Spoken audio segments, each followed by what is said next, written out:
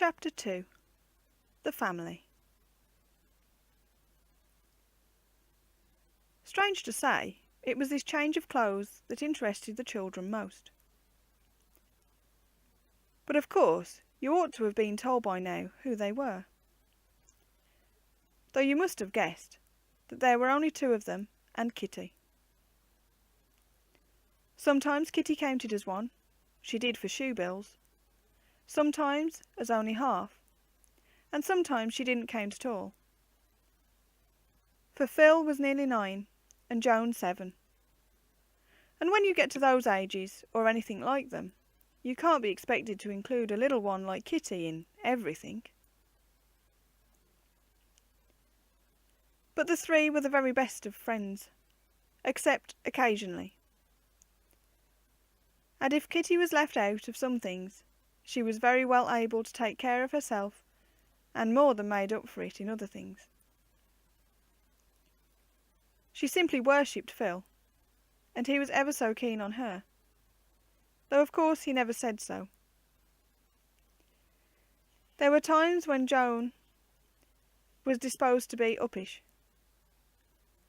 You see, she was only a year and 6 months younger than Phil, and when the two quarrelled over anything, Kitty was sure to side with Phil, no matter whether he was right or wrong, or whether he wanted her to or not. You would have thought that, being a girl, she would have sided with Joan, but she never did, except a few times when Phil was really horrible, as in the matter of the worm. I had better tell you about that, because then perhaps you will feel that you know the family, and it will save a lot of explanation. It was one day in spring, when they were digging their gardens. There had been several rainy days and the ground was very wet. Also, the worms seemed fatter than ever and more numerous. Joan and Kitty were always most careful how they used their spades or trowels, partly because they didn't like the feel of worms, partly because it seemed cruel to cut them in halves if you could possibly avoid it. But Phil just dug straight on and didn't care for anything. "Ugh!" cried Joan suddenly, dropping her tools. "Look at this one! Please take it off, Phil."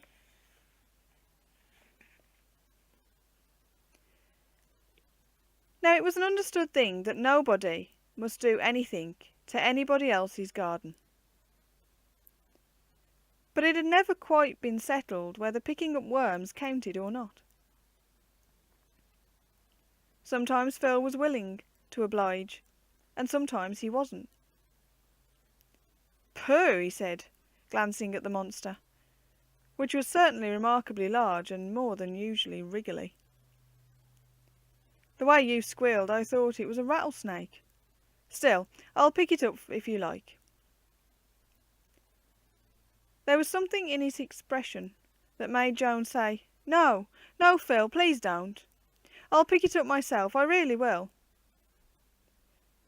But Phil had already seized the unfortunate creature, and was making pretence to drop it down the back of her neck. She screamed and struggled, and then it was that Kitty, for once, showed her sisterly regard by butting into Phil and treading on his toe so heavily that he had to drop the worm. "You little—" he exclaimed, taken aback by the unexpectedness of the assault.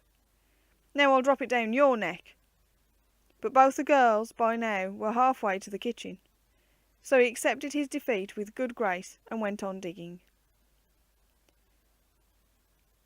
Joan would not venture back all that morning, but half an hour or so afterwards Kitty sidled up and said shudderingly, "You can put it down my back if you like, Phil.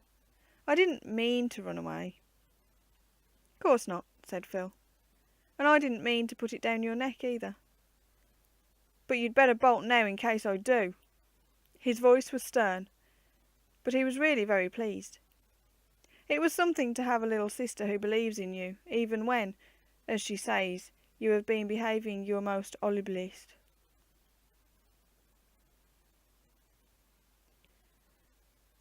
But we were talking about Uncle's change of clothes. Or rather, the children were. I like him in his uniform best, said Joan. I don't know, said Phil. I guess he jolly well wants to get out of it sometimes. It's like our being always in our Sunday clothes. I like Sunday clothes, said Kitty complacently, 'cause then I can put on my parasol. She lisped, and nearly always had a bother over her R's and L's, but the others laughed her out of it in time. Yes, I suppose so, said Joan loftily, disregarding the interruption. But all the same, he looks jolly fine. And when he's only got an ordinary suit on, you don't know about his VC, and... But he's got a military bearing, which means a lot. Certainly it does, sonny, said a voice behind, and there stood Uncle himself. It's true they had been talking very earnestly, but they simply must have seen him, if he had come down the garden path. "Huh," he laughed. "You seem surprised to see me. But I thought I would like a little yarn with you before your bedtime, so I just stalked you." "Stalked us?" queried Joan, with a thrill in her voice. "Course," said Phil, with a sudden assumption of indifference. "He thought we would be shy of him if we saw him coming, so he dodged behind the lilac bushes."